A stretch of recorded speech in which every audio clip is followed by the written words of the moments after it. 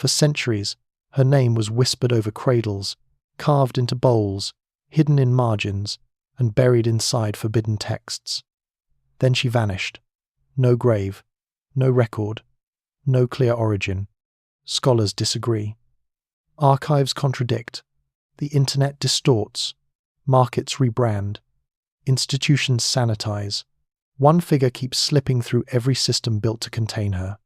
Was she ever what history claimed, or has something been erased on purpose? A word that refused to stay small. In the oldest surviving records, the name does not arrive with a biography. It arrives the way a warning arrives. In cuneiform tablets from Mesopotamia, written in Akkadian and related dialects, there are spirits described with names built on the same consonants: Lilu, Lilitu, and Ardat Lili. The texts do not treat them as one character. They read more like a category used by scribes and ritual specialists who needed language for a certain kind of harm. The setting is usually domestic. The concern is usually bodily. A room, a bed, a pregnancy, a birth, a fever that will not settle. The words are placed among other names, some familiar to modern readers and many not, as if the writer expects the reader to recognize the type without further explanation. Clay tablets do not explain themselves, and the people who wrote them did not leave introductions. Incantations and protective formulas appear in collections meant to be used. The writing is not devotional. It is administrative in tone, closer to procedure than story. A text may name a spirit, call on a god, specify an action, and end. The figures moving through these lines are not developed as personalities. They are hazards. In that environment, a name can carry force without carrying a plot. Across the same region, visual material sometimes gets attached to the later idea of Lilith, even when the attachment is uncertain. One object often mentioned is the Burney relief, also called the Queen of the Night relief, a terracotta plaque dated to the Old Babylonian period. It shows a nude winged figure with bird talons, flanked by owls, standing on lions. Museum cataloguing and scholarship have discussed possible identifications, including major goddesses, and the popular association with Lilith persists alongside those alternatives. The relief itself provides no caption. It is a single image, with enough ambiguity to invite claims that cannot be settled by the plaque alone. The word that later readers recognize as Lilith appears only once in the Hebrew Bible, in a passage describing ruin and desolation in Isaiah. The line is part of an inventory of creatures inhabiting a devastated landscape. Modern translations handle the difficult terms differently. Some render a night creature or an owl-like bird. The NRSV updated edition, however, uses the name directly. There also Lilith shall repose and find a place to rest, which keeps the scene grounded in the language of wild places rather than in narrative about origins or rebellion. In that single biblical appearance, the word functions as a label inside a list, not as a character with a history. Textual evidence from the Second Temple period shows the name in a different setting. Among the Dead Sea Scrolls, there is a fragment commonly referred to as Songs of the Sage, 4Q 510-511, often discussed as an exorcistic or protective composition. In it, Lilith appears among other beings to be driven away, not argued with. The writing again reads as operational. It assumes a world full of malevolent presences and treats naming as a way of controlling boundaries. The fragment does not pause to describe what Lilith looks like. It records the name as one item in a known inventory of threats. Material culture from the same broad world points to how seriously these threats were taken in daily life. Amulets, inscribed bowls, and household charms survive from late antiquity and the early medieval period across Jewish and surrounding communities. Their purpose is usually plain: to protect a mother in childbirth, to protect an infant, to prevent illness or night terrors, to keep something unseen from crossing a threshold. The language varies by region and time, but the pattern stays consistent. A name is written down, sometimes with other names, sometimes with divine names, and the object is placed where fear concentrates, near a bed, near a door, near a cradle. One artifact frequently cited in discussions of early references is the pair of Arslan Tash amulets, limestone plaques discovered in northern Syria and dated to around the 7th century BCE. They were published in the 20th century and have remained disputed in scholarship, partly because the inscriptions are damaged and partly because authenticity has been questioned by some specialists and defended by others. A virtual museum presentation from Syria notes the debate directly, naming critics and defenders and leaving the issue unresolved. Even in cautious treatments, these objects show a recognizable domestic concern, an attempt to keep certain beings outside the home through text, image, and invocation. The possibility that the broken letters could relate to Lilith is one reason the plaques remain part of the discussion, but the uncertainty is built into the evidence. By late antiquity, rabbinic literature begins to mention Lilith in short, matter-of-fact lines that assume the audience has heard of such a being. The Babylonian Talmud includes several references across different tractates, and the tone is not mythic narration. It is closer to warning and description. One passage in Shabbat is often quoted in translation. It is forbidden to sleep in a house alone, and whoever sleeps in a house alone, a Lilith seizes him. Another tractate, Niddah, discusses an anomalous fetus with wings, described as having the likeness of Lilith. Eruvin mentions hair and bodily posture, placing Lilith into a set of observations about women's curses. These remarks are brief. They do not build a scene. They establish Lilith as an available reference point for danger associated with night, solitude, and the vulnerable body. The medieval period adds a different kind of source, one that many later retellings rely on more than they admit. The alphabet of Ben Sira, commonly dated between the 8th and 10th centuries CE, presents a story in which Lilith is described as Adam's first wife, made from the same earth, who leaves rather than submit. In that text, 3 angelic names appear: Sinoi, Sansonoi, and Samangelof, used on amulets to protect newborns. The work itself has been described by scholars as satirical or folkloric, and its authority differs from biblical or rabbinic texts, but its influence on later imagination is measurable. It supplies narrative elements that earlier sources do not: a domestic dispute, a departure, and a mechanism for infant protection that links directly to the amulet tradition already visible in other materials. What becomes clear when the sources are placed side by side without forcing them into one story is that Lilith does not begin as a single stable character. The name moves between languages and genres, from Mesopotamian categories of spirits to a lone biblical term in a list of wilderness beings, to protective texts that treat naming as boundary work, to rabbinic remarks tied to night dangers, to medieval folklore that turns a scattered set of fears into a structured narrative. The documents are not trying to agree with each other. They are recording how communities handled the same recurring problems: illness, childbirth, infant mortality, sexual vulnerability, and the fear of night. In the earliest layers, there is no insistence that the figure is a demon in the later, simplified sense. The record shows something more procedural than theatrical. A name is used when something cannot be managed by ordinary means. The people writing these words were not composing entertainment. They were leaving tools behind. The word survives, not because it was explained well at the start, but because it kept being useful in the places where people felt unprotected. A line in a ruined landscape. Broken walls, abandoned wells, and scattered pottery fragments often mark places where ordinary life once unfolded without written record. Across river plains and desert margins, layers of collapsed housing and eroded courtyards testify to repeated cycles of settlement and abandonment.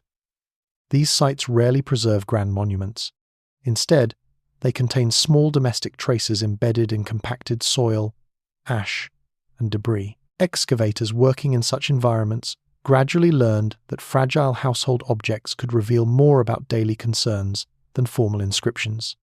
Among these objects were shallow ceramic vessels buried beneath floors, thresholds, and interior walls. They had been positioned carefully before structures were completed or repaired. These vessels, later called incantation bowls, appeared most frequently in residential quarters. They were recovered from modest dwellings rather than palaces or administrative complexes. Archaeologists noted that they often lay upside down, sealing a small pocket of air between the bowl and the earth. This orientation was consistent across multiple sites, separated by hundreds of kilometers. The interior surfaces were covered with tightly packed writing arranged in spirals. Lines began near the rim and moved inward, Some inscriptions filled every available space. Others stopped abruptly, leaving blank areas. The scripts varied in quality. Certain bowls displayed steady, practiced hands. Others showed irregular spacing and uncertain letter forms. Initial interpretation relied on linguistic comparison. Scholars identified the language as varieties of Aramaic, used in late antique Mesopotamia. Dialect differences indicated multiple local traditions. Vocabulary and phrasing suggested practical, rather than literary composition. These were not copied from canonical texts. They were assembled for specific households. The content focused on protection. Many inscriptions named family members and listed domestic spaces. Kitchens, sleeping areas, storage rooms, and courtyards were mentioned explicitly. The text constructed a verbal boundary around the home. Harmful influences were addressed directly and ordered to remain outside that boundary. Within these formulas, references to Lilith appeared regularly. Her name occurred alongside others associated with sickness, sudden death, and unexplained misfortune. The phrasing was consistent. She was instructed to depart, restrained through symbolic language, or redirected toward uninhabited areas. No narrative context was provided. The bowls assumed that the name required no explanation. This absence of description distinguishes the bowls from later literary accounts. They do not tell stories. They do not justify their claims. They operate within an established vocabulary of threat and response. Their purpose was procedural rather than explanatory. Dating these objects requires indirect methods. Many were recovered without precise stratigraphic documentation. Early excavations prioritized architecture and major inscriptions. Small finds were sometimes removed without detailed recording. Later researchers relied on paleography, vocabulary comparison, and associated pottery types to establish approximate timeframes. Most bowls appear to belong between the 5th and 8th centuries. This period was marked by political transition and administrative reorganization. Empires shifted. Tax systems changed. Religious communities coexisted under varying forms of regulation. Urban centers expanded and contracted. These conditions affected domestic life. Families navigated uncertainty through informal practices alongside official institutions. Material evidence reflects this environment. Houses were rebuilt frequently. Flooding altered settlement patterns. Irrigation networks required constant maintenance. When systems failed, neighborhoods declined. Residents relocated or adapted. The bowls were part of this adaptive behavior. They represent attempts to manage risk through localized intervention. Instead of appealing to distant authorities, households invested in immediate, physical measures. A vessel inscribed and buried beneath the floor created a sense of containment. Production methods varied. Some bowls were made from standardized molds and fired in controlled kilns. Others were irregular and uneven. Inscriptions sometimes followed imperfections in the clay. Spelling errors were common. Lines occasionally overlapped. Corrections were rare. This suggests that many practitioners worked quickly and without formal editing.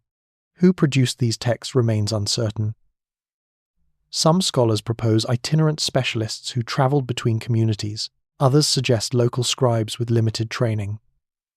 The variation in quality supports both possibilities. No centralized guild has been identified. Economic considerations were significant. Clay was inexpensive, but firing an inscription required labor. Placement often involved partial dismantling of floors. For many households, acquiring such an object represented a notable expense. The decision implies perceived urgency. Comparable practices existed in neighboring cultures. Greek, Syriac, Coptic, and Persian traditions employed inscribed objects for protection. Lead sheets, parchment amulets, and engraved stones served similar functions. Exchange of formulas likely occurred through trade networks and migration. Some phrases appear across linguistic boundaries with minor modification. Despite this circulation, regional patterns remain strong. Certain names and invocations dominate in southern Mesopotamia. Others appear mainly in northern regions. Some bowls emphasize angelic hierarchies. Others rely on legal metaphors. Local religious and social traditions shaped implementation. Visual elements complicate interpretation. Many bowls include simple drawings near the center. These range from stick-like figures to abstract symbols. Their function remains debated. Some researchers view them as representations of bound entities. Others consider them mnemonic devices. No consistent correlation exists between images and specific phrases. Preservation biases affect understanding. Ceramic survives well in arid environments. Organic materials do not. Protective texts, written on cloth, leather, or wood, have largely disappeared. The surviving bowls represent only one category within a broader range of practices. Excavation history introduces additional distortion. Early collectors removed bowls for sale or private study. Provenance information was often lost. Museum accession records list vague origins. Precise household contexts are unavailable for many examples. Institutional collections reflect these patterns. Major holdings exist in Berlin, London, Paris, Baghdad, and Philadelphia. Acquisition occurred through purchase, donation, and colonial-era transfer. Documentation standards varied widely. Some objects retain detailed field notes. Others lack basic location data. Early catalogues organized bowls by script, type, or decorative style. Functional interpretation received less emphasis. The objects were presented as typological specimens rather than as components of domestic systems. This framing influenced subsequent research. Translation practices further shaped perception. Initial editions rendered technical phrases into smooth literary English. Subtle distinctions were flattened. Later scholars revised these translations, restoring awkward or repetitive structures. However, older versions continued circulating. Modern critical editions attempt comprehensive comparison. Researchers collate variants and document divergences. Digital photography enables remote access. Databases link images, transcriptions, and commentary. Even so, many bowls remain unpublished. Environmental degradation complicates reconstruction. River shifts, salinization, and erosion have destroyed large portions of ancient neighborhoods. Excavated areas represent small samples. Patterns inferred from them remain provisional. Within this fragmented record, each inscribed vessel becomes a discrete witness. It records a household decision made under specific conditions. Someone selected a formula, commissioned its writing, and placed it beneath living space. That action required planning and belief in efficacy. The bowls do not reveal whether users felt protected afterward. They do not record outcomes. They document intention rather than experience. Their value lies in demonstrating how anxiety was translated into material procedure. Later scholarship often treats these objects as evidence of demonological systems. Yet their original function was practical. They implemented responses rather than articulated theories. Interpretation arises retrospectively. The surrounding landscape matters. Ruined canals, abandoned houses, and shifting populations formed the background. Within that background, families invested in small-scale defenses. The bowls belonged to environments shaped by instability and repair. The spiral of writing imposed order on uncertainty. It defined an interior zone through language. Placement converted words into architecture. Text became boundary. Understanding these practices requires attention to clay, handwriting, and soil as much as to vocabulary. The bowls exist at the intersection of material conditions and symbolic action. Their survival depends on both. What remains is a scattered archive of domestic strategies embedded in ruined spaces. Each fragment contributes partial insight. No complete picture emerges, only accumulated traces. Clay bowls turned upside down. Between the 3rd and 8th centuries CE, a particular type of object began to appear in large numbers across Mesopotamia and neighboring regions. These objects were ordinary ceramic bowls, made on simple wheels, fired in local kilns, and sold in markets alongside household vessels. What distinguished them was not their shape or material, but the writing on their interior surfaces. Spiraling from the center to the rim, in ink or etched lines, were long Aramaic inscriptions intended for protection. Most of these bowls were discovered in modern Iraq and Iran, in places such as Nippur, Kish, Borsippa, and Ctesiphon. Many were found during early 20th century excavations, often without careful recording of their original positions. Others appeared later through the antiquities market. Despite gaps in documentation, enough contextual evidence survives to establish their typical use. After being inscribed, the bowls were placed upside down beneath floors, near doorways, or in corners of rooms. The inverted position was deliberate. It symbolized containment. Whatever was named inside the bowl was meant to be trapped. The inscriptions are written mainly in Jewish, Babylonian Aramaic, Mandaic, and Syriac. They vary in length from a few lines to several hundred words. Some are written carefully in practiced hands. Others show uneven spacing, irregular letters, and corrections, suggesting local scribes rather than professional calligraphers. Many bowls name the client, often a woman or a family, and specify their house by reference to parents or spouses. The texts combine legal language, divine invocations, and direct commands. Within these inscriptions, the name Lilith appears frequently, though not always in the same form. Variants such as Lilith, Lilita, Lilitha, and Lilith are attested. Sometimes it appears in clusters with other entities. Male and female, Lilith daughter of so-and-so, or all Liliths of the desert and the house. The grammar treats them as active agents, capable of causing harm. The texts do not describe their appearance. They describe their behavior. Entering homes, disturbing sleep, affecting fertility, causing illness. A typical bowl might begin by naming the client. One published example from Nippur reads, in translation, "This is the bowl of protection for Malafta, daughter of Hanina, from all evil spirits, and from Liliths, and from all who harm." It may include threats, binding formulas, and oaths. The language resembles legal contracts. Spirits are summoned, addressed, and constrained as if they were parties in a lawsuit. Many bowls refer to Lilith in connection with childbirth and infancy. Some specify protection for the fetus in the womb or the child who is born. Others mention sleeplessness, nightmares, and wasting illnesses.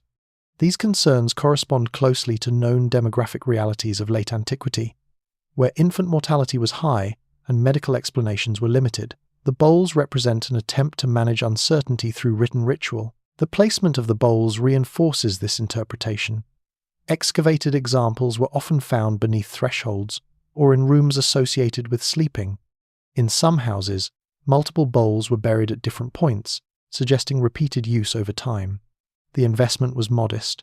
The clay was cheap. The writing required skill, but not elite education. This made the practice accessible to ordinary households.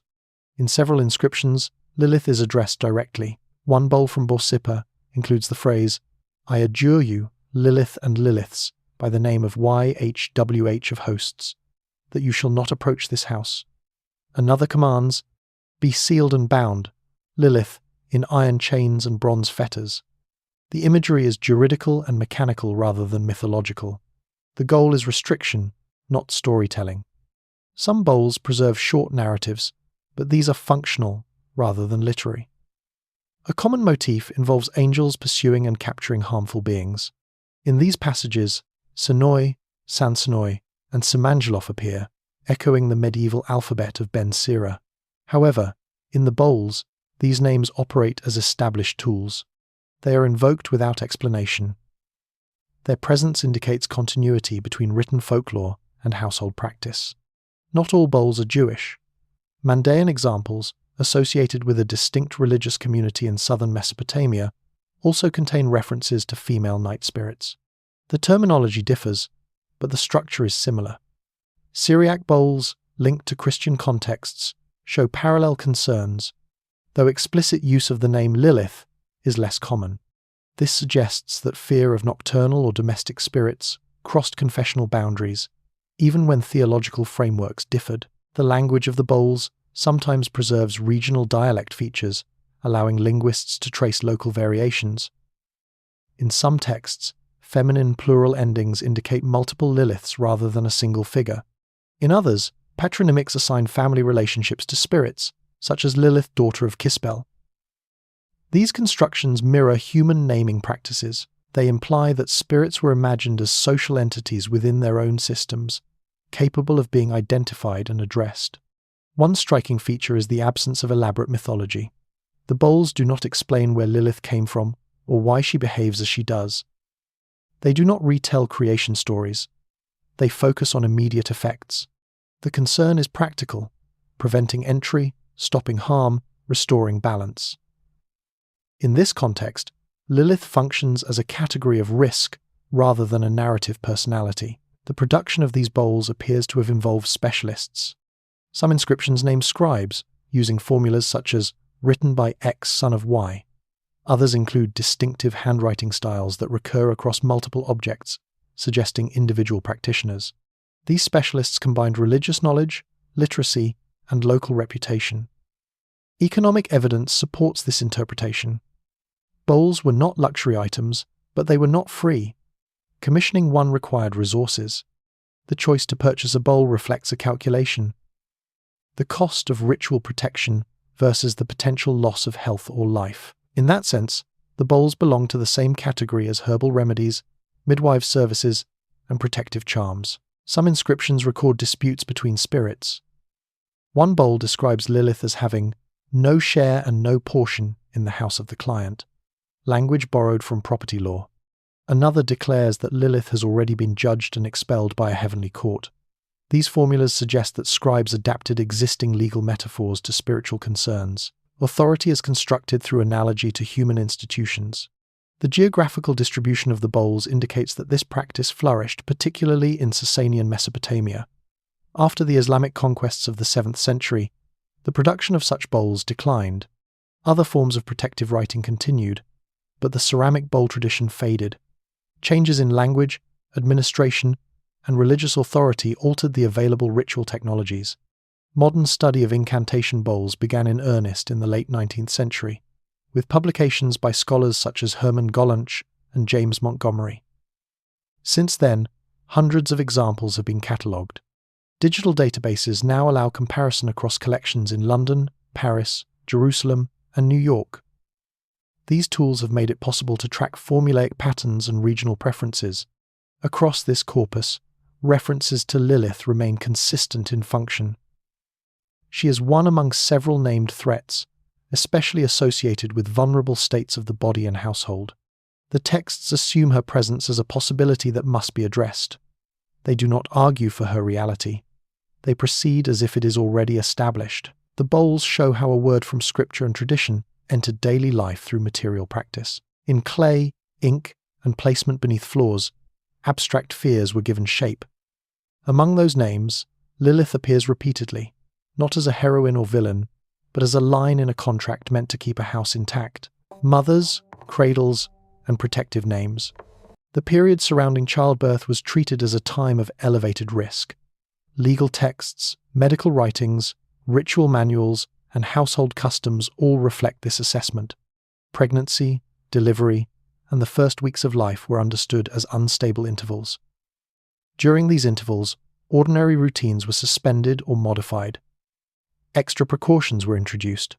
Written objects, spoken formulas, and symbolic acts were used to reinforce boundaries around the mother and child. Sources from the Geonic period, roughly the 7th to 11th century CE, preserve references to birth-related practices in Babylonian and Palestinian Jewish centers. Responsa literature records questions sent to rabbinic authorities concerning impurity laws, isolation practices, and protective customs. Some of these documents mention the use of inscribed materials near birthing spaces.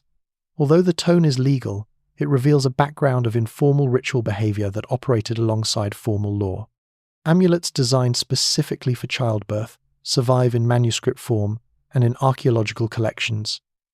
They appear on parchment, paper, metal sheets, and small wooden plaques. Many are rectangular, with holes for hanging. Others were folded and sewn into cloth packets. These objects were typically placed near the bed of a woman in labour, attached to the cradle, or hung on the wall of the room.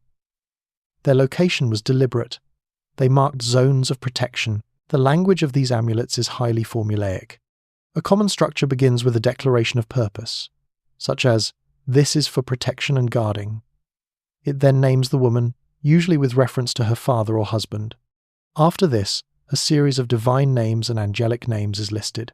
Finally, the text issues commands to harmful beings. In many cases, Lilith is named directly among those beings. One frequently attested formula invokes the three angels associated with childbirth protection: Senoi, Sansenoi, and Semangelof. Their names appear in Hebrew manuscripts from Europe, North Africa, and the Middle East between the 10th and 15th centuries. The standard story attached to these names, derived from the alphabet of Ben Sira, describes them as emissaries sent to retrieve Lilith after her departure from Adam. In amulets, however, the narrative is compressed into a list of authoritative names. The story itself is not retold. Only its operative elements remain. A typical medieval Hebrew birth amulet might read, in translation, "In the name of YHWH, God of Israel, and in the name of his holy angels Senoi, Sansenoi, and Semangelof, be bound and sealed, Lilith and all Liliths, that you shall have no power over this child." Words such as bind, seal, and expel recur across manuscripts. Some amulets include diagrams or symbolic shapes. Circles, stars, and ladder-like forms appear in the margins. Scholars have interpreted these as visual reinforcements of the text, possibly derived from broader magical traditions in the Mediterranean and Near Eastern worlds. Their precise meaning is often unclear. What is consistent is their placement around the names of threatening beings, including Lilith, as if enclosing them. In Ashkenazi communities of medieval Europe, birth customs developed distinctive local forms. Ethnographic reports from later periods, which preserve earlier practices, describe rituals such as placing knives under pillows, writing angelic names on walls, and avoiding certain activities during the first nights after birth. These actions were understood as preventative.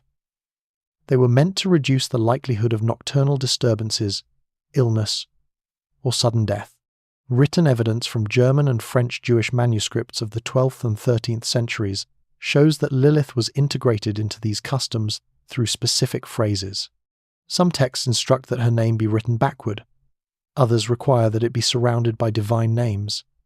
These techniques reflect broader magical principles concerning reversal and containment. The name itself is treated as a locus of power.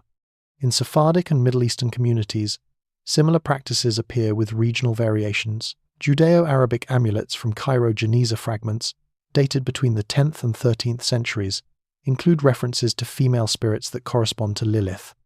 These texts often combine Hebrew, Aramaic, and Arabic elements. One Geniza fragment, published by S.D. Goitain in the 20th century, records an amulet for a woman named Sit al-Hassan.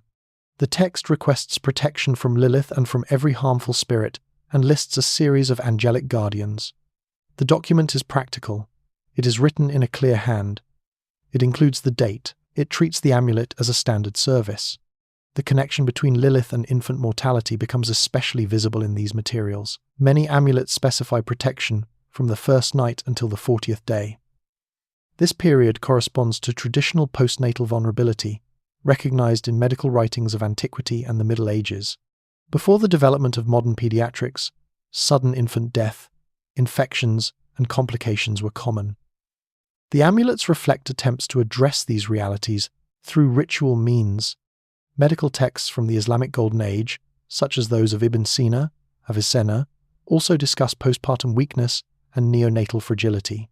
Although these works do not mention Lilith, they provide context for why communities invested in layered protective systems.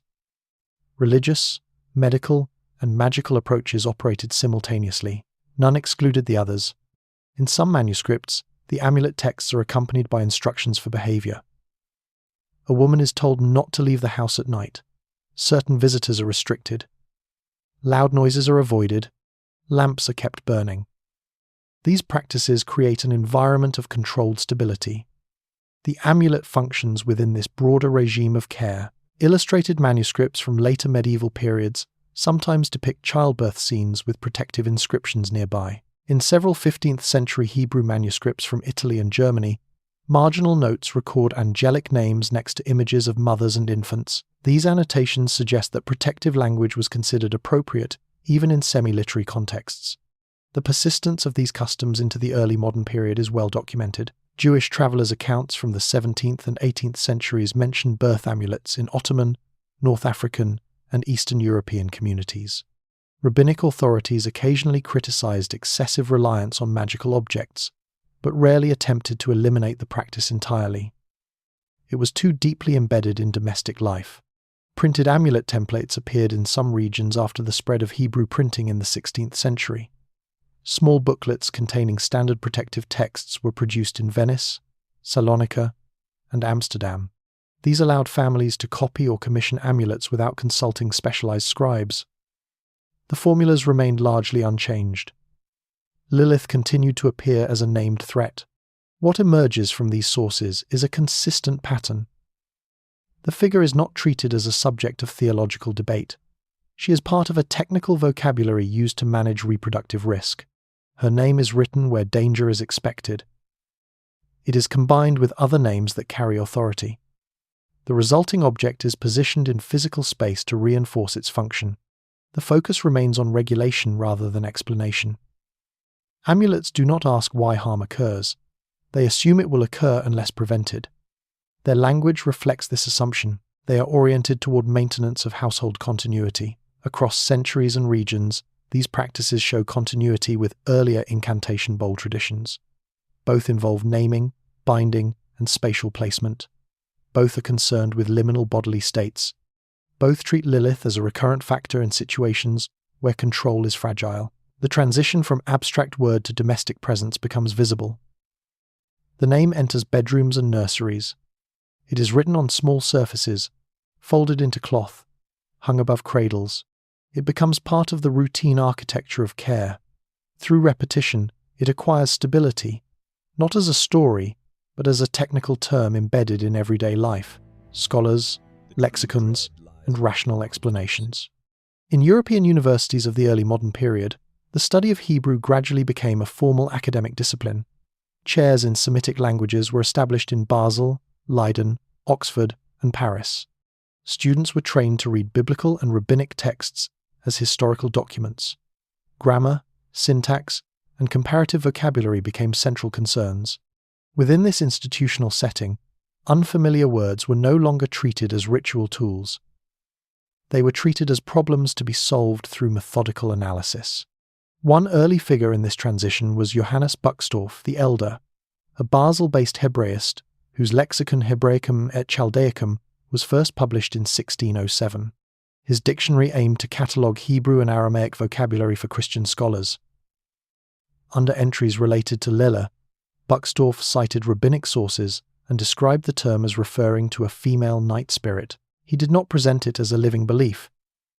It was treated as a lexical item with historical usage. Buxtorf's work was expanded by his son, Johannes Buxtorf the Younger, in later editions. These lexicons circulated widely in European universities. They introduced many readers to rabbinic material in summarized form. In this context, Lilith became a footnote in the study of Semitic languages. Her name appeared alongside grammatical explanations and cross-references, rather than alongside amulet formulas. A similar approach appears in the writings of Christian Hebraists, such as Johann Heinrich Hottinger and Samuel Bochart. Bochart's Hierozoikon, published in 1663, examined animals mentioned in the Bible. In discussing Isaiah 34-14, he evaluated whether Lili referred to an owl, a demon, or a mythological creature. His method relied on comparative linguistics and classical sources. He treated the question as a problem of identification, not belief. Within Jewish scholarship, figures associated with the Haskalah, or Jewish Enlightenment, adopted comparable methods in the late 18th and 19th centuries. Maskilic writers emphasized rational interpretation and historical context. They often regarded amulets and spirit lore as remnants of earlier, less educated periods. In their writings, Lilith appeared mainly as an example of folklore embedded in traditional texts.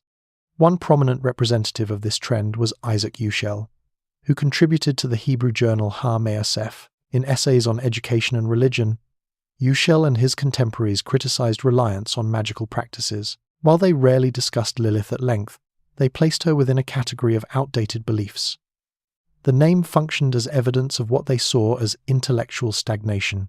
The 19th century marked a turning point in academic study of Jewish texts. Wissenschaft des Judentum, the science of Judaism movement, sought to apply modern historical methods to Jewish literature. Scholars such as Leopold Zuhns, Abraham Geiger, and Heinrich Graetz produced critical studies of rabbinic and medieval sources. Their work reframed traditional material as historical data. Leopold Zunz's writings on Jewish liturgy and literature occasionally mention protective customs and amulets. He catalogued them as part of cultural history. In this framework, references to Lilith were treated as survivals of ancient Near Eastern beliefs. They were documented, dated, and contextualized. They were no longer instructions to be followed. Abraham Geiger, in his studies of biblical interpretation, examined how Jewish and Islamic traditions influenced one another. He noted parallels between Jewish demonology and Arabic folklore. Lilith appeared in this comparative setting as part of a broader Near Eastern pattern. The emphasis was on transmission, borrowing, and adaptation. Heinrich Graetz, whose multi-volume history of the Jews shaped popular understanding of Jewish history, referred occasionally to magical practices in medieval communities. He described them as responses to social insecurity and medical ignorance. In this narrative, Lilith belonged to a stage of cultural development that had been superseded by education and modern science. Parallel developments occurred in Christian biblical scholarship. The rise of historical critical methods led scholars to focus on source analysis, redaction history, and linguistic layers. Isaiah 34-14 was examined in terms of poetic structure and textual transmission. Commentaries by figures such as Bernhard Doom and Franz Delitzsch discussed Lilith under sections on rare vocabulary. The word became a technical problem within prophetic poetry. Lexicography advanced rapidly during this period. Wilhelm Gesenius's Hebrew and Chaldee lexicon, first published in the early 19th century and revised multiple times, became a standard reference. Gesenius traced Lilith to Akkadian Lilitu and related terms. He defined it as a night demon associated with disease and childbirth. His entry included citations but avoided folklore narratives. The emphasis was on etymology. Later lexicons, such as Brown Driver Briggs and Kohler Baumgartner, followed similar patterns. They provided root analyses, comparative Semitic evidence, and bibliographic references. In these works, Lilith appears as a data point within a semantic field. The emotional or ritual dimensions are absent. Folklore studies developed as a distinct academic discipline in the late 19th century. Scholars such as Jacob Grimm, Theodor Benfey, and later S. Ansky and Max Grunwald collected popular narratives and customs. Jewish folklore became an object of systematic documentation. Amulets, birth rituals, and spirit beliefs were recorded through interviews and fieldwork. In this literature, Lilith appears as part of a network of female night spirits found across cultures. Comparisons were made with figures such as the Greek Lamia, the Slavic Mora, and the German Alp. The goal was classification rather than validation. Similarities were mapped. Differences were noted. Local variations were catalogued. One influential figure in this area was Joshua Trachtenberg, whose book Jewish Magic and Superstition, published in 1939, synthesized earlier research.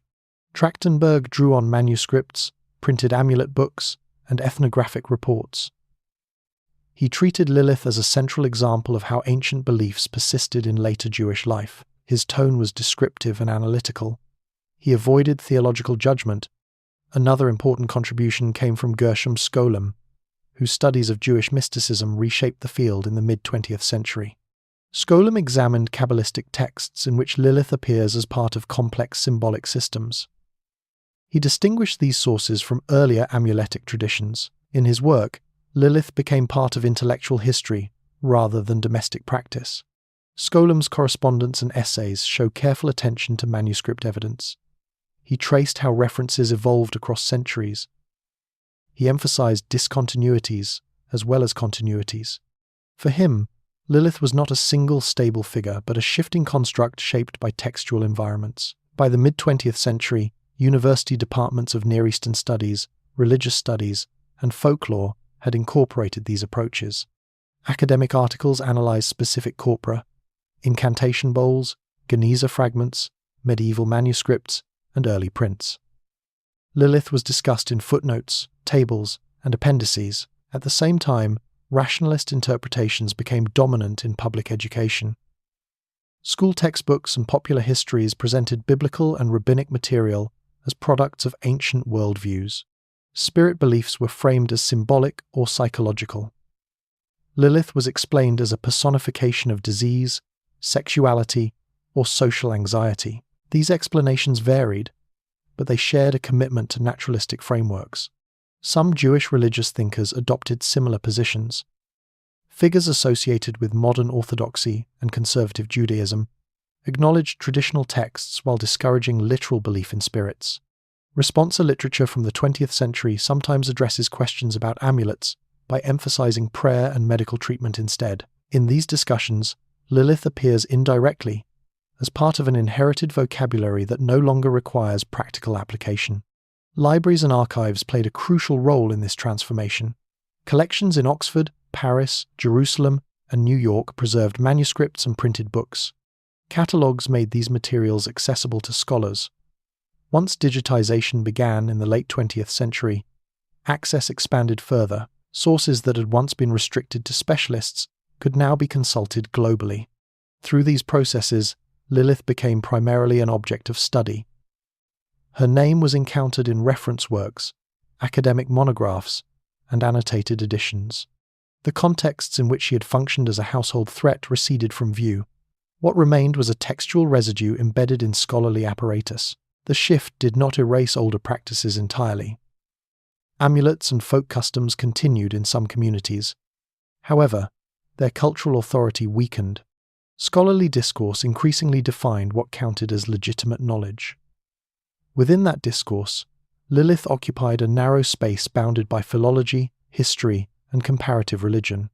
By the early 20th century, most educated readers encountered her first through dictionaries and commentaries rather than through ritual objects. Her presence was mediated by footnotes and bibliographies.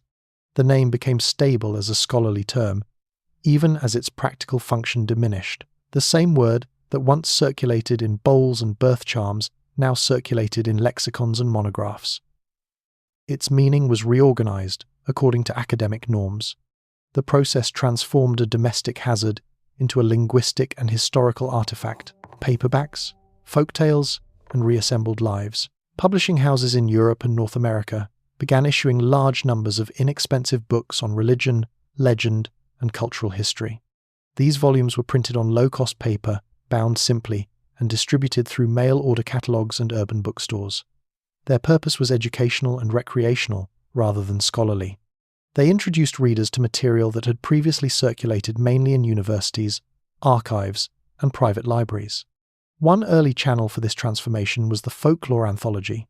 In Eastern Europe, ethnographers associated with Jewish cultural preservation began collecting oral traditions in Yiddish and Hebrew. Figures such as S. Ansky, working before and after the First World War, recorded stories told in small towns and villages. Some of these narratives included references to female night spirits and child-stealing figures associated with Lilith. The stories varied by region, but they shared basic motifs of nocturnal intrusion and domestic vulnerability. These collections were often published in limited runs, yet they circulated widely within Jewish intellectual circles. They framed folklore as a form of cultural heritage. Beliefs once treated as private or marginal were presented as representative of communal life. In this context, Lilith appeared not as a threat requiring protection, but as a subject for documentation.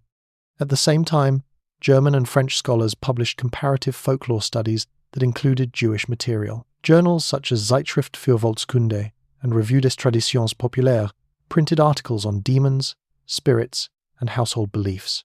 Lilith was discussed alongside Slavic, Balkan, and Mediterranean figures. Her name entered cross-cultural typologies. These studies emphasized patterns and diffusion rather than local practice. In the English-speaking world, similar developments occurred slightly later. During the 1920s and 1930s, publishers in London and New York issued popular books on mythology and religion. Authors such as Louis Ginzberg, whose Legends of the Jews appeared in English between 1909 and 1938, compiled rabbinic and medieval material into continuous narratives. Although Ginzberg worked from scholarly sources, his presentation was literary. In his volumes, Lilith appears as part of extended storytelling rather than as a technical term. Ginzberg's work influenced later writers who drew on his reconstructions without consulting primary texts. Through such intermediaries, medieval and late antique references reached readers who had no contact with amulets, lexicons, or manuscripts. The stories gained coherence and continuity. Gaps were filled by narrative logic. Parallel trends developed in Yiddish literature. Popular writers and journalists incorporated folkloric material into short stories, essays, and serialized fiction. Periodicals such as Der Verwirrts occasionally printed pieces on traditional beliefs. Often framed nostalgically, Lilith appeared in these contexts as a symbol of an older world that was disappearing through migration and modernization. After the Second World War, displacement and cultural reconstruction intensified interest in lost traditions. Survivors and émigrés sought to preserve memories of pre-war life. Folklore and legend became vehicles for this effort. Small presses published memoirs, anthologies, and community histories. References to protective customs and spirit lore were included as part of domestic life descriptions. Lilith was embedded in accounts of bedrooms, kitchens, and family routines. During the same period, non-Jewish audiences encountered Lilith through general mythology books. Writers such as Robert Graves and later Joseph Campbell popularized comparative mythological frameworks. Although Lilith occupied a minor place in these works, she was sometimes presented as a Near Eastern counterpart to other female figures. These treatments emphasized archetypes and symbolism rather than historical development. The growth of paperback publishing in the 1950s and 1960s further expanded access. Mass-market books on religion, mysticism, and the occult reached wide audiences. Some volumes drew selectively on Kabbalistic material, folklore, and academic studies. Lilith was often included as a recognizable name associated with night and sexuality. Citations were minimal. Narrative continuity was prioritized. One influential example is the 1962 English edition of Raphael Patai's The Hebrew Goddess. Although Patai worked as a trained scholar, his book addressed general readers. He traced female divine and semi-divine figures across Jewish history. Lilith appears in his analysis as part of a broader pattern. The work blended academic research with interpretive synthesis. It became widely read beyond universities. By the late 20th century, feminist writers began engaging with these materials in new ways. Authors such as Judith Plaskow and later poets and essayists revisited medieval and folkloric sources. They treated Lilith as a symbolic figure rather than as a historical belief. In this literature, she was reconstructed as a voice or perspective absent from canonical texts. These reinterpretations circulated mainly in literary and activist contexts. Although these feminist treatments differed in purpose from earlier folklore collections, they relied on the same intermediaries: lexicons, compilations, and narrative reconstructions. Primary sources were rarely consulted directly. Instead, secondary summaries were reshaped to serve contemporary concerns. The figure became increasingly abstract. Children's literature also contributed to this process. From the 1970s onward, publishers produced books introducing Jewish legends to young readers. Simplified retellings included stories about Adam, Eve, and Lilith. These versions emphasized moral lessons or imaginative elements. Historical complexity was reduced. The name became familiar through repetition rather than study. Television and radio programs on religion and mythology occasionally featured segments on forgotten or hidden figures. In these broadcasts, Lilith was presented as a curiosity. Short explanations combined biblical references, medieval stories, and modern interpretations. The format encouraged compression. Distinctions between periods were blurred. By the 1990s, the internet added another layer. Early websites and discussion forums shared summaries of legends and excerpts from books. Personal pages collected quotations and short essays. Many of these drew from the same limited set of English-language sources. Errors and simplifications were reproduced.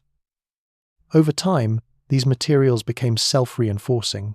Throughout these developments, one pattern remained consistent. New narratives were assembled from existing fragments. Isaiah, the Talmud, medieval folklore, and modern scholarship were combined into continuous biographies. Transitions were smoothed, contradictions were ignored. The result was a figure with apparent coherence that did not exist in any single historical source. It followed ordinary publishing practices. Editors selected material. Readers preferred continuity. Over several generations, these choices accumulated. What had once been dispersed across genres and centuries became concentrated into a few recurring storylines. Commercial publishing reinforced this trend. Books marketed under categories such as mythology, women's spirituality, or esoteric history relied on recognizable names. Lilith served this function. Her inclusion increased marketability. As a result, her presence in popular literature expanded independently of new research. Libraries and bookstores reflect this shift. Catalogues from the mid-20th century onward show a growing number of titles mentioning Lilith in their descriptions.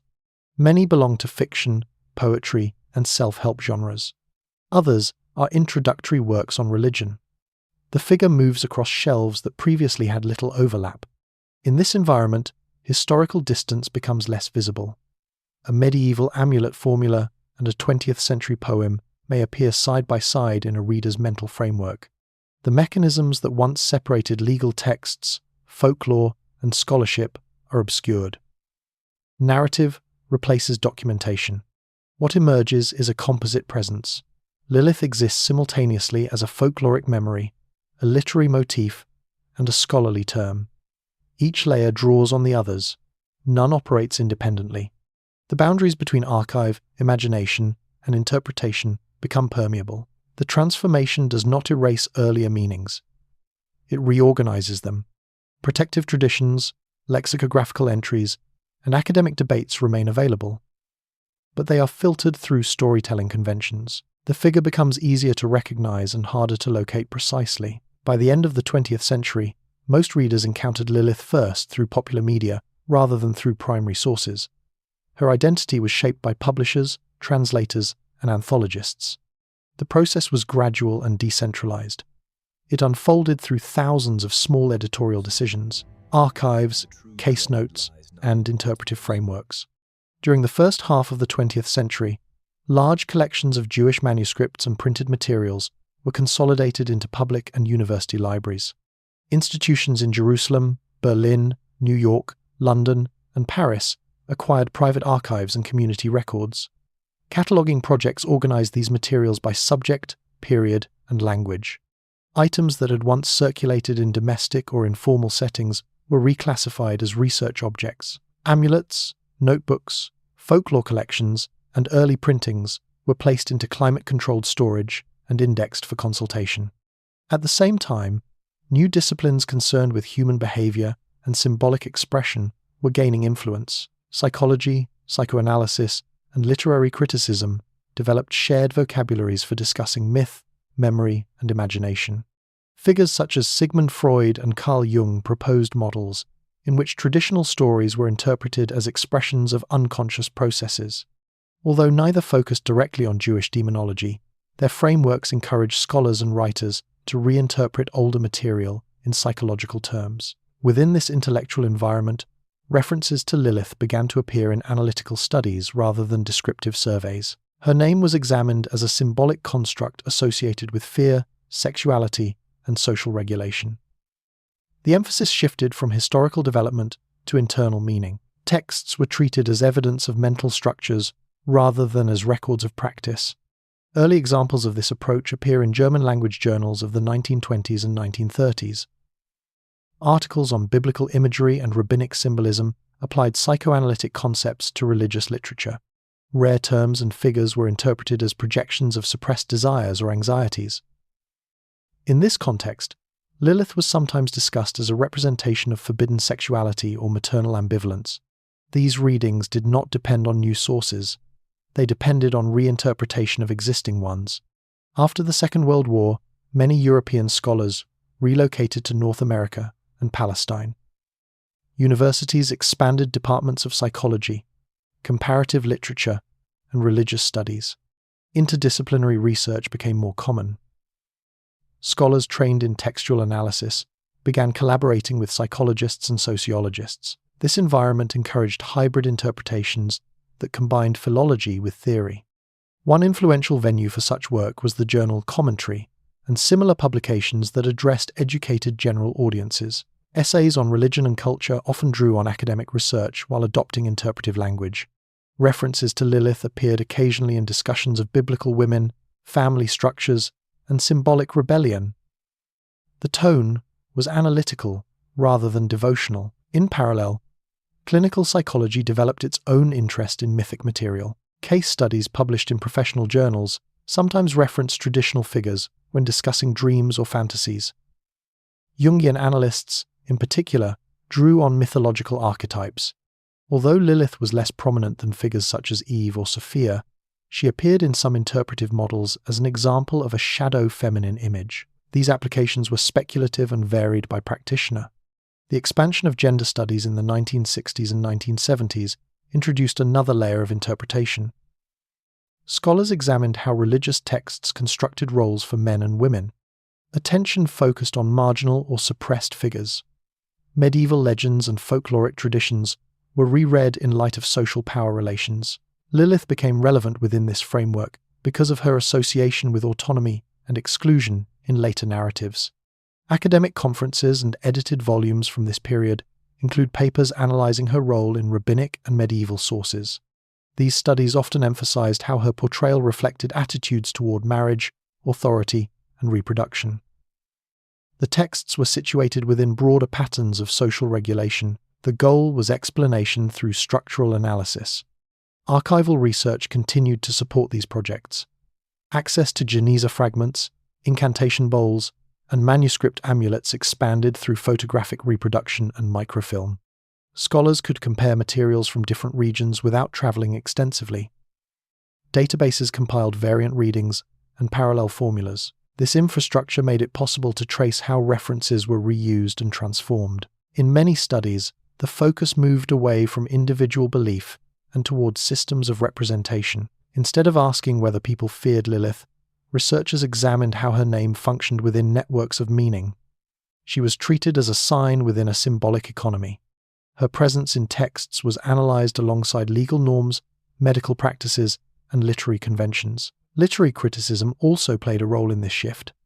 Influenced by structuralism, and later by post-structuralism, critics examined narrative patterns and intertextuality.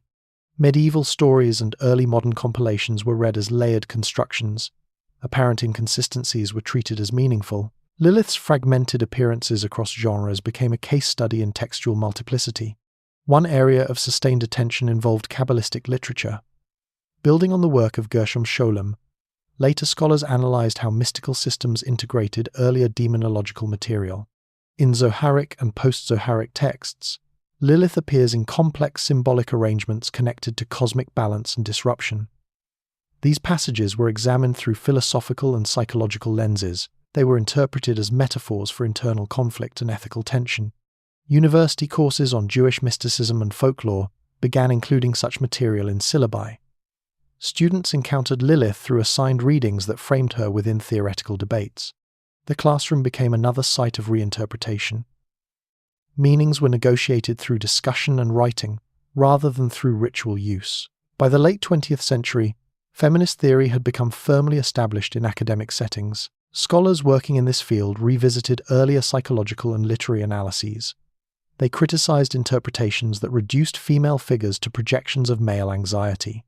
Alternative readings emphasized agency, resistance, and narrative absence. Lilith was reconsidered as an example of how marginal voices were constructed and controlled. These debates appeared in journals such as Signs, Feminist Studies, and Nashim. Articles compared medieval legends, biblical passages, and modern retellings. Archival evidence was re-examined with attention to authorship, audience, and social context.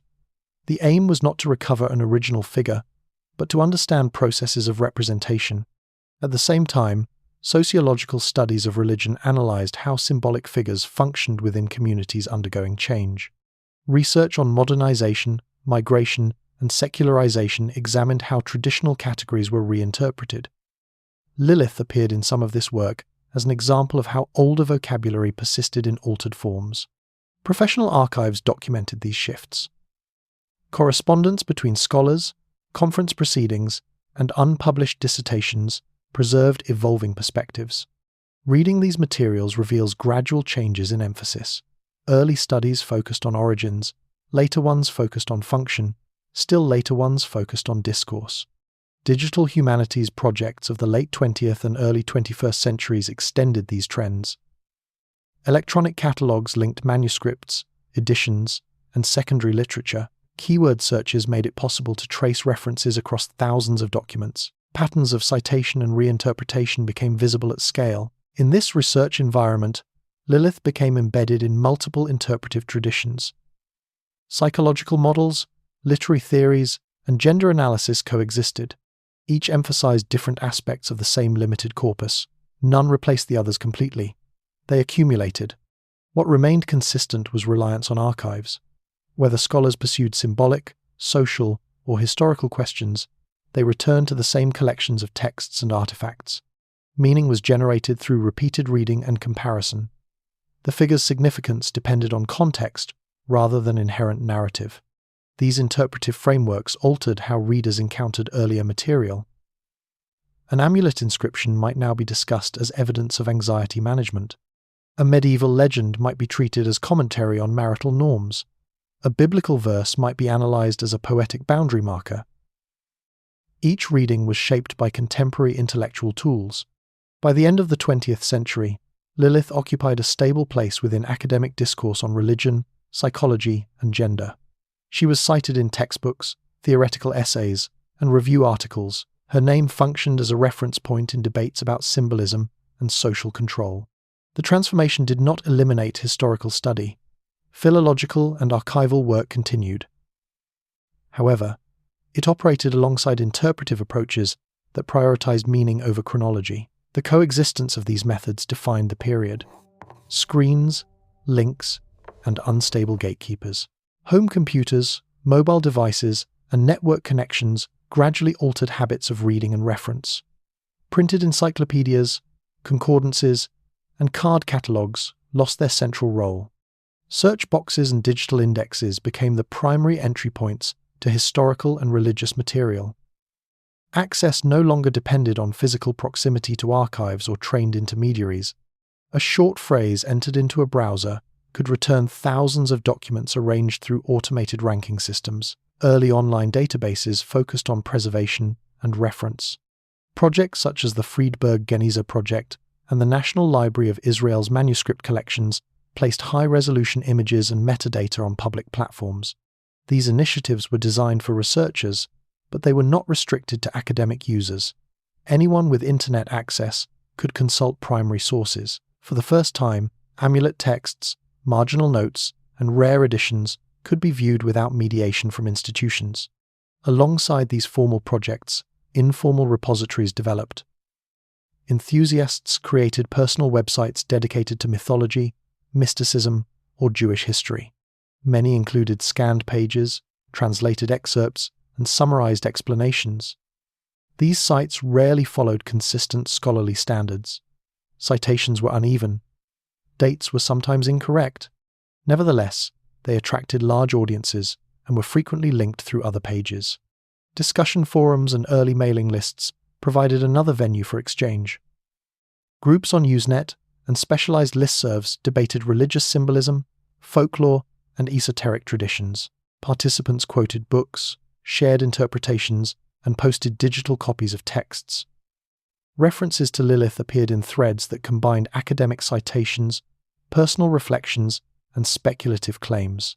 Authority was negotiated through repetition rather than credentials. Search engine algorithms amplified certain patterns.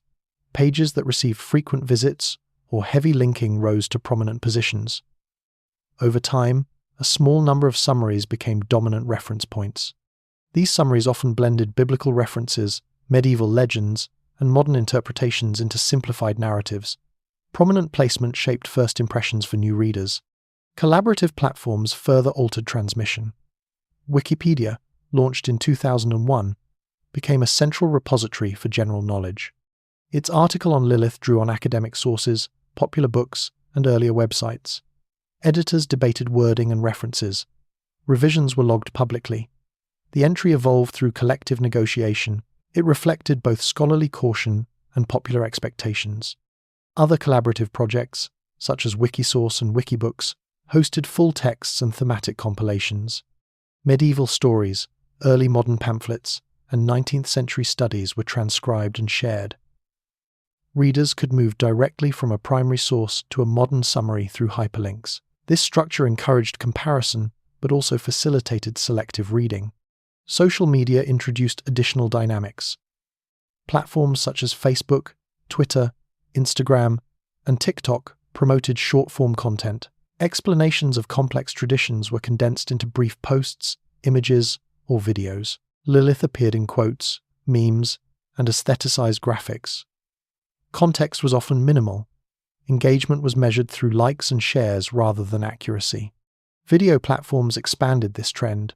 Channels devoted to mythology, religion, and hidden history produced narrated segments combining visuals, music, and commentary. Some relied on reputable sources, others recycled material from secondary websites.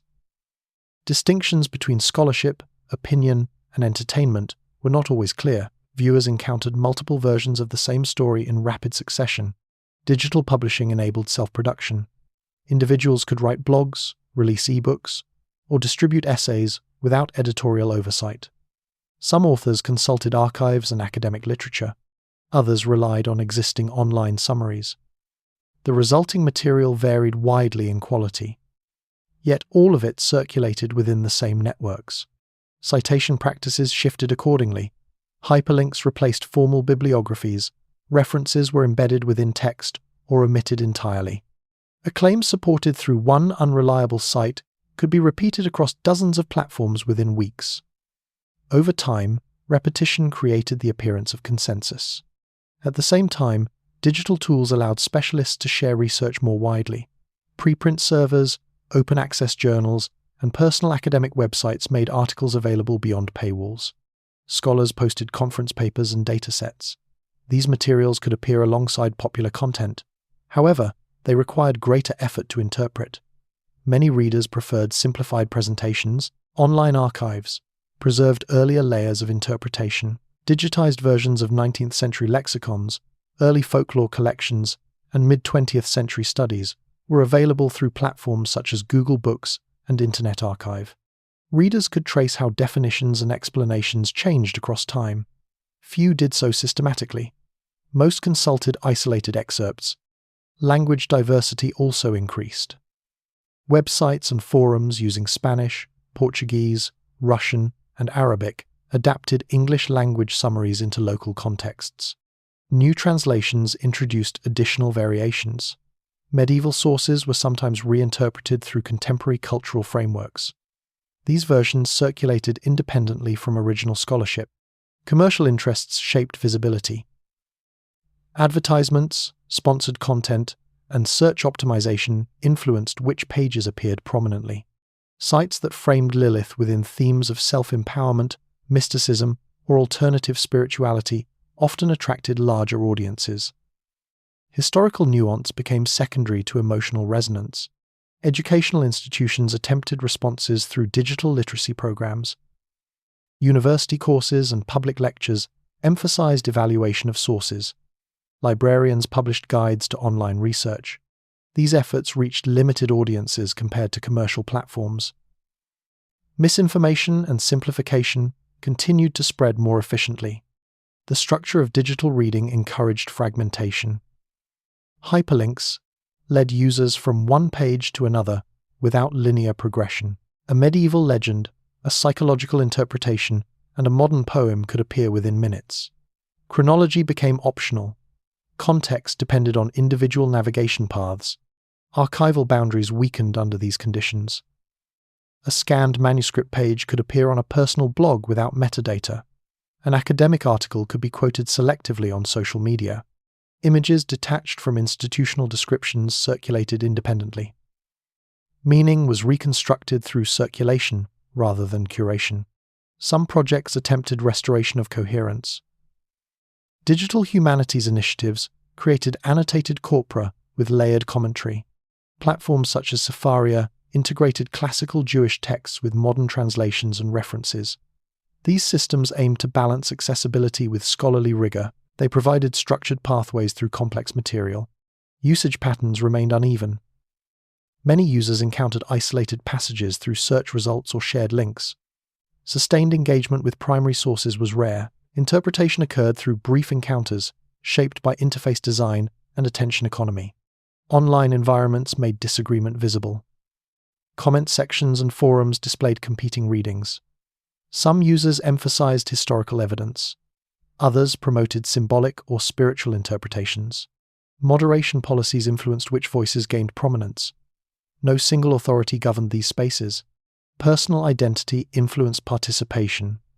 Writers and content creators presented Lilith through lenses shaped through religion, gender, politics, artistic interests, or commercial branding. Audiences selected sources that matched their preferences. Data analytics made these processes measurable. Platform metrics tracked clicks, viewing time, and sharing patterns. Content that generated strong reactions gained promotion. Neutral or technical discussions remained less visible. Over time, this affected what kinds of material were produced. References to Lilith circulated through overlapping digital ecosystems. Academic databases, commercial media, personal blogs, and social networks coexisted. Information moved rapidly between them. Distinctions between primary source, scholarly interpretation, and popular narrative often blurred. A dispersed environment of interpretation emerged. No single institution controlled access or meaning. Readers assembled understanding from fragments, encountered across screens and links. Stability depended on personal habits rather than communal standards. Digital storage ensured that earlier materials remained accessible. Digital circulation ensured constant reframing. Each reposting, translation, and remix altered emphasis. Continuity existed, but unevenly. Within this setting, Lilith functioned as a searchable term.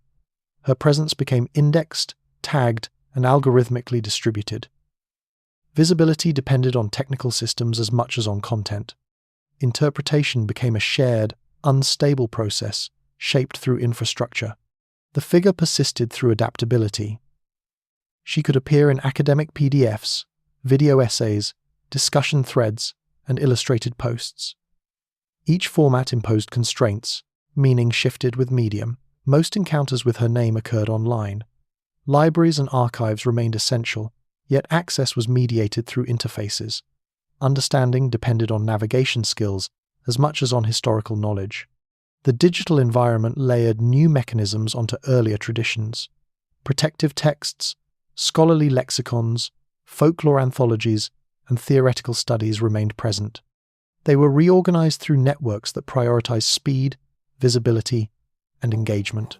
Accredited narratives and curated memory. Textbook committees, museum boards, and denominational councils serve as quiet arbiters of cultural memory. Their task is not to invent new traditions, but to organize inherited material into forms suitable for instruction and public display. Decisions about inclusion, phrasing, and emphasis determine how complex subjects are presented to broad audiences. Through review processes and editorial standards, certain versions of the past become normalized, while others remain peripheral. Primary and secondary school curricula rarely address Lilith directly. When biblical texts are introduced, emphasis is placed on canonical stories and ethical themes. Rare or ambiguous terms, such as lily in Isaiah, receive limited attention. Teachers rely on standardized textbooks approved through review committees. These books prioritize clarity and consistency. Marginal figures that require extended explanation are often omitted. University classrooms allow more variation. Courses on Hebrew Bible, Jewish history, folklore, and religious studies may include discussion of Lilith as part of broader units on demonology, gender, or reception history. Syllabi typically assign selected academic articles or textbook chapters. Students encounter the figure through curated readings rather than through raw archival material. Interpretation is framed through established scholarly debates. Teacher training programs influence this process. Future educators learn to rely on vetted materials and institutional guidelines. Instruction emphasizes alignment with curricular standards. Supplemental topics are introduced only when they support learning objectives. As a result, Lilith appears mainly in advanced or specialized courses, not in general education. Religious schools and seminaries approach the subject differently. In many orthodox and traditional settings, emphasis remains on canonical rabbinic literature and practical law. References to spirits and folklore receive limited attention. When mentioned, they are often contextualized as historical beliefs rather than active concerns. Educational materials stress continuity and authority. Progressive and liberal religious institutions tend to incorporate broader cultural perspectives. Adult education classes, study groups, and community lectures may address Lilith in discussions of biblical interpretation or gender roles. In these contexts, medieval legends and modern reinterpretations are sometimes presented together. The framing emphasizes diversity of tradition rather than uniform doctrine. Museums provide another form of institutional mediation. Jewish museums in cities such as Jerusalem, New York, Berlin, and Paris curate exhibitions on manuscripts, ritual objects, and domestic life. Incantation bowls, amulets, and early printed books are displayed behind glass. Labels explain their function and historical context. References to Lilith appear in descriptive captions rather than in narrative form. Exhibition texts are carefully edited. Curators balance scholarly accuracy with accessibility. Technical debates are simplified. Ambiguities are acknowledged briefly or omitted. A bowl may be described as used for protection against harmful spirits, including Lilith, without elaboration. The focus remains on material culture rather than on theological interpretation. Temporary exhibitions sometimes explore folklore and mysticism more directly. Shows devoted to magic, medicine, or popular religion may feature sections on childbirth, amulets, and protective texts. These displays draw on academic research while presenting it visually. Audio guides and brochures summarize findings. Visitors receive structured explanations within limited timeframes. Museum catalogues extend this mediation. Essays written for exhibition publications provide background and references. They synthesize scholarship for educated readers. In these texts, Lilith appears as part of broader discussions of belief systems and domestic practices. The tone is descriptive and neutral. Public libraries contribute through collection development. Librarians select textbooks, reference works, and popular histories based on professional reviews. Shelving systems group materials under religion, folklore, or literature. Placement influences interpretation. A book in mythology suggests one context. A book in women's studies suggests another. Textbook publishing illustrates institutional priorities clearly. Editorial boards review manuscripts for accuracy, cultural sensitivity, and market viability. Content that might provoke controversy or require extensive explanation is often reduced. When Lilith appears in educational books, she is usually presented in short sidebars or supplementary sections. These summarize key points without detailed source analysis. Encyclopedias and reference works produced for schools and public libraries follow similar patterns. Entries are concise, citations are limited, definitions emphasize consensus. A typical article describes Lilith as a figure in Jewish folklore associated with night and childbirth, with brief mention of biblical and medieval sources. Variations are rarely explored in depth. Religious organizations also issue official publications. Prayer books, study guides, and community newsletters shape collective understanding. Most avoid extensive discussion of demonological material. When folklore is addressed, it is framed as part of historical heritage. Past practices are distinguished from present norms. Educational programs connected to museums and community centers reinforce these narratives. Workshops, guided tours, and lecture series present curated interpretations. Speakers are often scholars or trained educators. Presentations follow prepared outlines. Audience questions are answered within institutional boundaries. Alternative or speculative views receive limited attention. Accreditation and funding structures influence content. Schools and museums depend on public support, donors, and regulatory bodies. Exhibitions and curricula must align with expectations of neutrality and professionalism.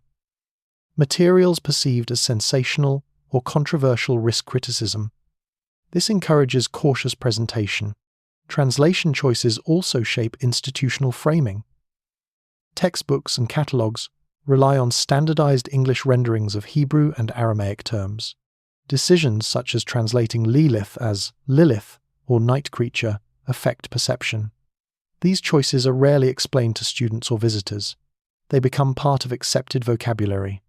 Archival materials used in teaching are filtered through selection. Instructors choose representative examples rather than exhaustive collections. A single incantation bowl or amulet may stand for hundreds of similar objects. Context is provided through summary rather than detailed comparison. Complexity is managed through limitation. Assessment practices reinforce this structure. Examinations and assignments test knowledge of established interpretations. Students learn to reproduce accepted explanations. Independent exploration of obscure sources is uncommon outside graduate research.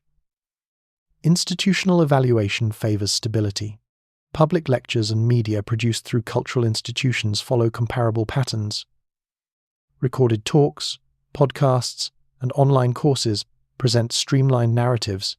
Speakers reference academic work but avoid dense technical discussion. Lilith appears as one element within broader surveys of tradition. Over time, these practices create recognizable, authorized versions. These versions do not eliminate alternative interpretations, but they define what is considered appropriate for formal education and public presentation. Deviations are confined to specialized contexts. Institutional memory also matters. Teaching materials and exhibition templates are reused and updated incrementally. Language from earlier decades persists. A description written for a catalogue in the 1980s may be adapted for a display decades later. Continuity is maintained through editorial inheritance. Professional networks support this process. Educators, curators, and publishers attend conferences and workshops. Best practices circulate. Shared standards develop. Treatment of marginal figures becomes increasingly uniform across institutions. Digital platforms now supplement traditional venues. Many museums and schools host online exhibitions and learning portals. These mirror physical displays. Content is adapted for screens but follows the same interpretive frameworks. Institutional authority extends into digital space. Through these mechanisms, Lilith becomes part of an organized educational landscape. Her presence is regulated through curricula, labels, and reference entries. She is introduced as historical material rather than as living tradition. Emphasis falls on documentation and context. This form of presentation does not aim to resolve debates. It aims to provide workable summaries. Ambiguity is acknowledged briefly, then set aside. The goal is continuity of instruction rather than exhaustive analysis. Students, visitors, and readers encounter a stable outline. Biblical reference, medieval legend, amuletic practice, modern interpretation appear in predictable sequence. Each is allotted limited space. Together, they form an institutional narrative. Such narratives influence broader public understanding. Media producers, writers, and online contributors often draw on educational materials. Museum catalogues and textbooks become secondary sources. Their formulations circulate beyond classrooms and galleries. Authority in this setting rests on credentialed expertise and organizational legitimacy.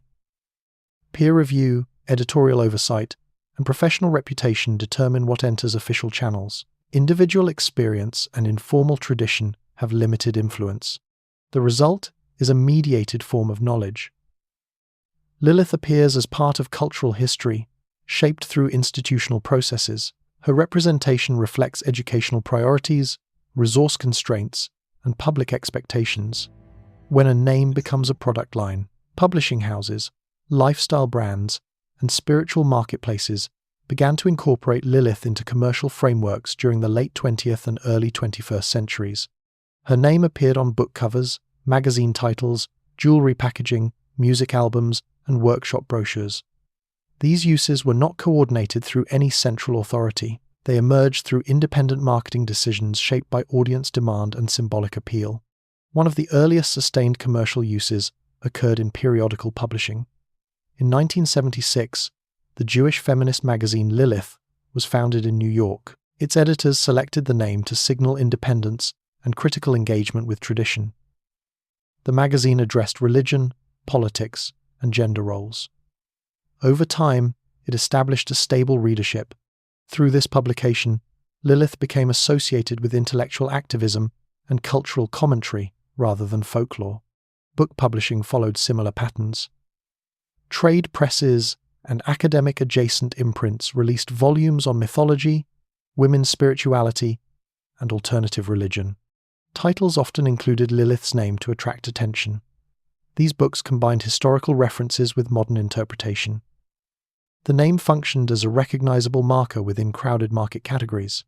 Self-published literature expanded this trend. Online platforms allowed authors to distribute ebooks and print-on-demand paperbacks. Guides on personal growth, ritual practice, and symbolic archetypes appeared under titles invoking Lilith.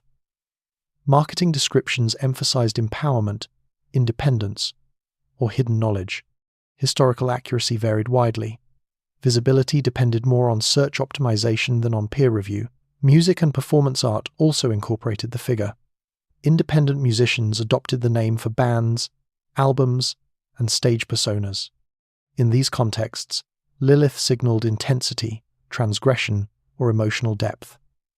Lyrics and visual designs referenced nocturnal imagery, rebellion, or solitude. The associations drew loosely from folklore and literature rather than from specific sources. Visual art markets reflected comparable dynamics. Painters, illustrators, and digital artists produced works titled after Lilith. These images circulated through galleries, online shops, and social media platforms. Common motifs included wings, serpents, moons, and solitary female figures. Buyers encountered these works as aesthetic objects rather than historical commentary. The name added symbolic weight without requiring contextual explanation. Fashion and accessory branding adopted similar strategies. Clothing lines, perfume labels, and handmade jewelry collections used Lilith as a product name. Marketing materials described themes of mystery, confidence, or ancient power. These descriptions rarely referenced primary texts.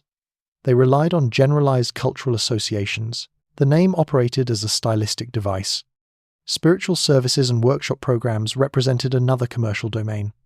Retreat centers, online courses, and coaching programs offered sessions focused on Lilith energy, shadow work, or divine feminine archetypes. Promotional language drew on psychological, mystical, and mythological vocabulary.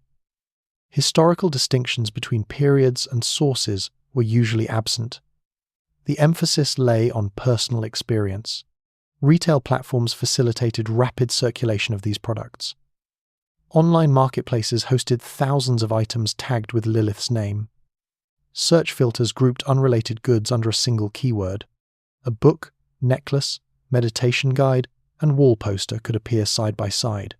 Meaning was shaped through consumer browsing rather than scholarly classification. Pricing structures reflected symbolic value. Items associated with spiritual or esoteric themes often commanded higher prices than comparable generic products. The name contributed to perceived uniqueness. Consumers paid for narrative as much as for material quality.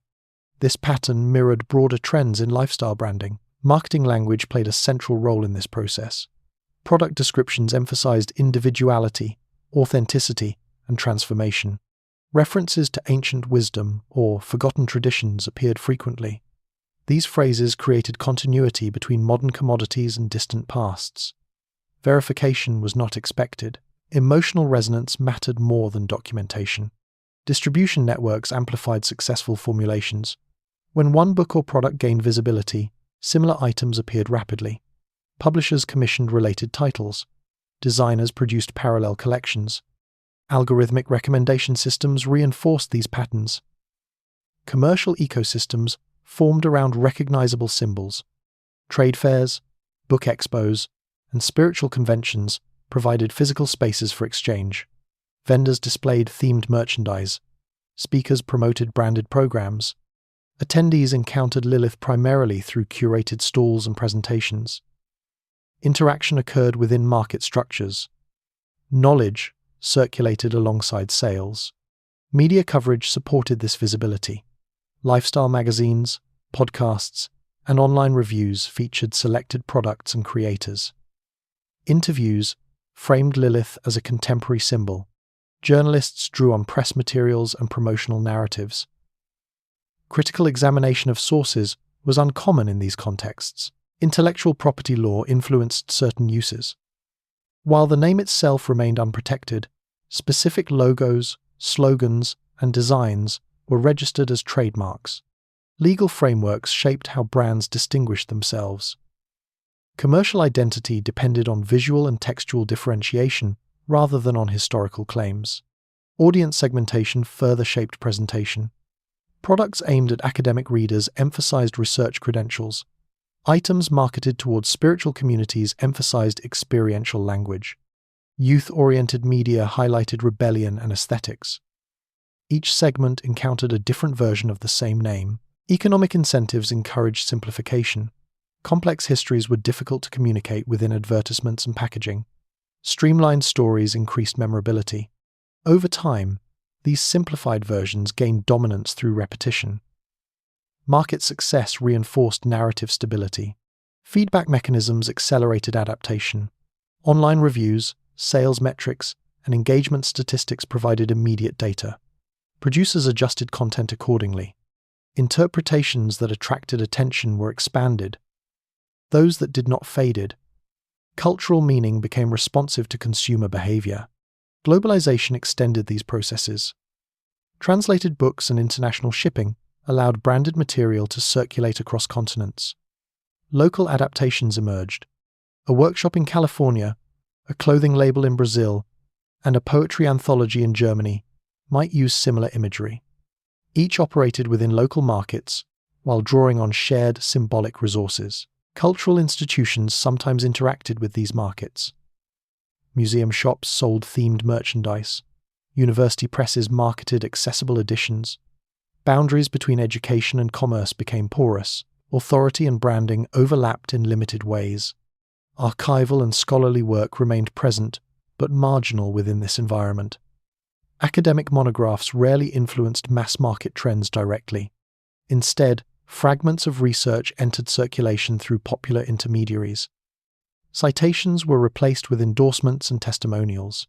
The resulting landscape supported multiple coexisting interpretations. Some consumers encountered Lilith through rigorous historical studies. Others encountered her through scented candles or online seminars. These experiences rarely intersected. Market segmentation maintained separation. Economic structures shaped durability. Products tied to temporary trends disappeared quickly. Others became long-term fixtures through sustained branding. Magazine subscriptions, recurring workshops, and established publishing series provided continuity. Meaning stabilized around successful commercial models. Cultural capital accumulated through repetition. As the name appeared across media, familiarity increased. Recognition became independent of content. Consumers learned to associate Lilith with certain moods and values without reference to texts. This process did not eliminate alternative understandings. Scholarly and traditional interpretations continued to circulate. However, their visibility within commercial spaces remained limited. Market logic favored emotionally direct narratives. The figure's adaptability supported commercial reuse. She could represent rebellion, introspection, creativity, or resilience. Flexibility increased market value. Through these mechanisms, Lilith entered economic circulation as a branded sign. Her name connected products, services, and identities. Meaning became inseparable from distribution channels and pricing strategies. The commercial environment did not replace historical memory, it reorganized access to it. Archives, lexicons, and manuscripts remained available. Yet most encounters occurred through mediated goods, consumption-shaped understanding, records that do not settle. Across centuries of writing, copying, translation, and interpretation, references to Lilith remain unevenly distributed. Some periods preserve abundant material. Others leave only isolated fragments. Entire centuries pass without clear documentation. This irregular pattern shapes what can be known. Large portions of transmission history depend on inference rather than direct evidence. Archaeological records illustrate this instability. Incantation bowls survive in large numbers from certain regions and eras, yet disappear almost entirely from others. Domestic amulets appear frequently in some archives and rarely in others. Preservation depends on soil conditions, building practices, and chance discovery. Absence in the record does not necessarily indicate absence in practice. It reflects material vulnerability. Manuscript traditions show similar gaps.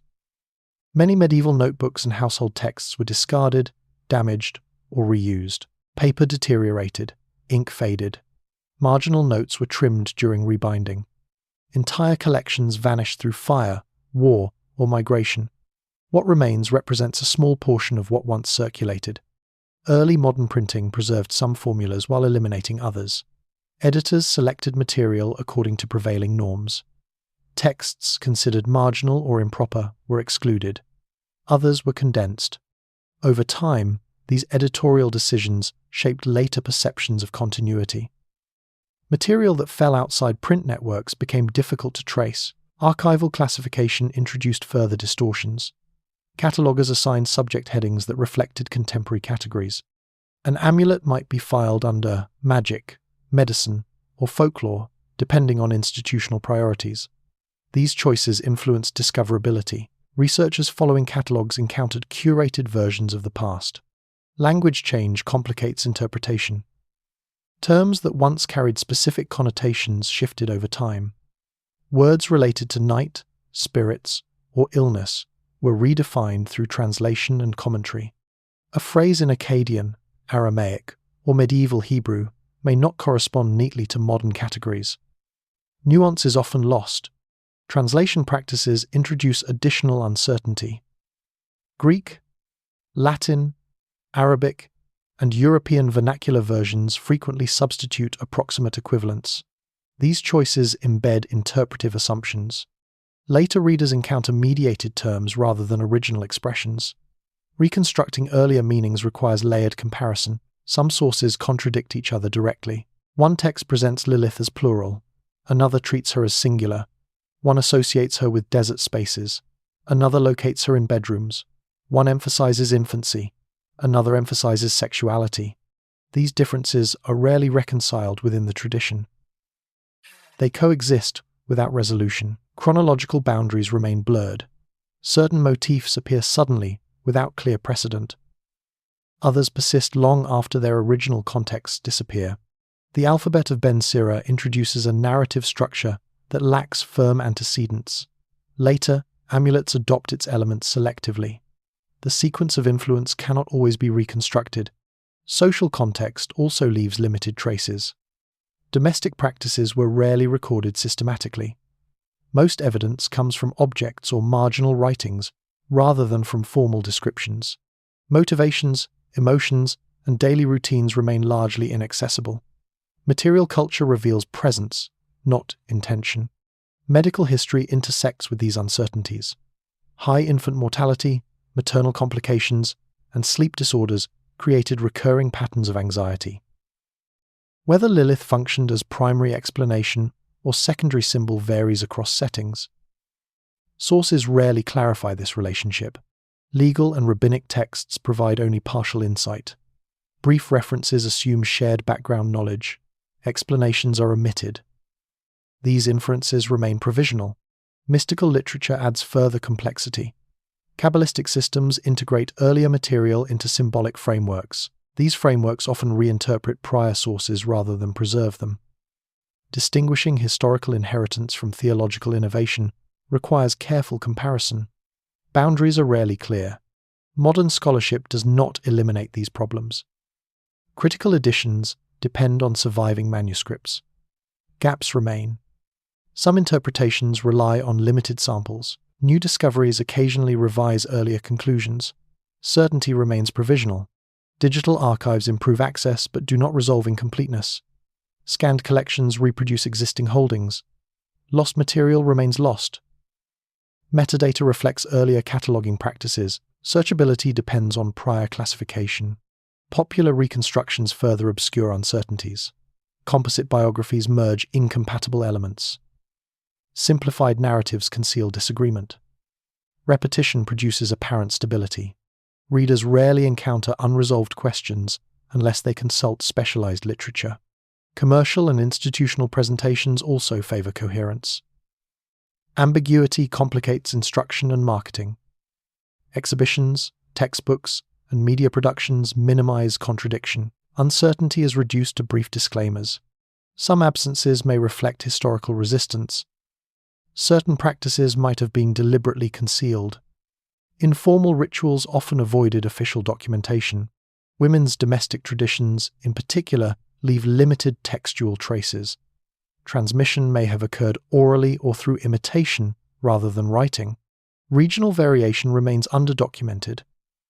Evidence concentrates in certain areas: Mesopotamia, Europe, Mediterranean centers, practices in Central Asia, Sub-Saharan Africa, or peripheral communities receive little attention. Linguistic barriers contribute to this imbalance.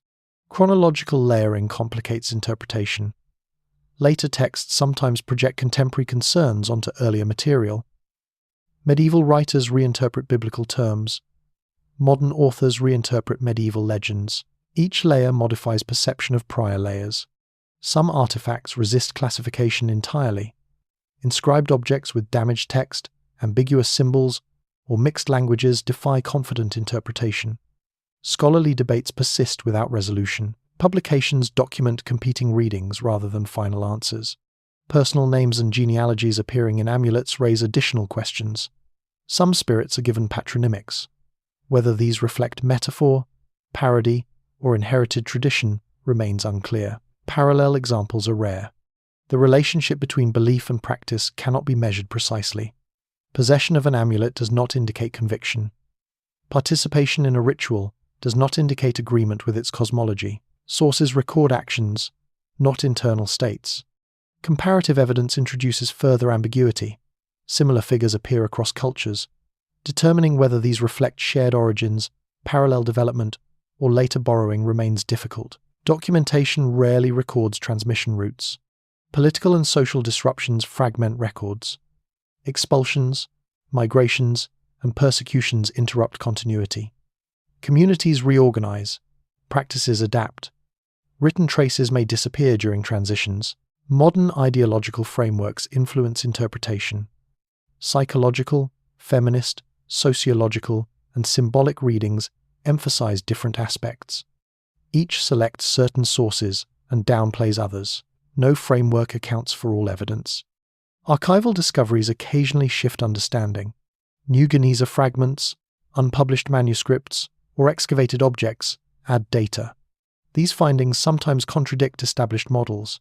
Revision remains ongoing. Preservation priorities also shape future knowledge. Funding decisions determine which collections are digitized or conserved. Some materials remain inaccessible. Others receive repeated attention. Visibility reflects institutional resources. Silences in the record remain significant. No detailed description exists of how most families understood protective practices. No continuous narrative traces development across millennia. Large segments remain undocumented. What persists is a pattern of partial transmission. Words, objects, and stories survive unevenly. They accumulate through repetition rather than through deliberate preservation. Coherence emerges gradually, not intentionally. Uncertainty, therefore, becomes structural. It is not a temporary problem awaiting resolution. It reflects historical conditions of production, preservation, and interpretation. Any account remains incomplete. This incompleteness does not imply disorder. It defines the material. The figure appears through scattered references embedded in different systems: ritual, law, literature, commerce, education, and scholarship. Remaining gaps shape interpretation as much as surviving texts. Absence limits explanation. Contradiction resists synthesis. Fragmentation constrains narrative. Readers encounter a residue rather than a finished portrait. What remains reflects survival rather than design. Understanding depends on careful attention to context, transmission, and omission. If this made you think, like the video and subscribe for more. Share it with someone who enjoys hidden history. Comment below what surprised you most and what topic you want next.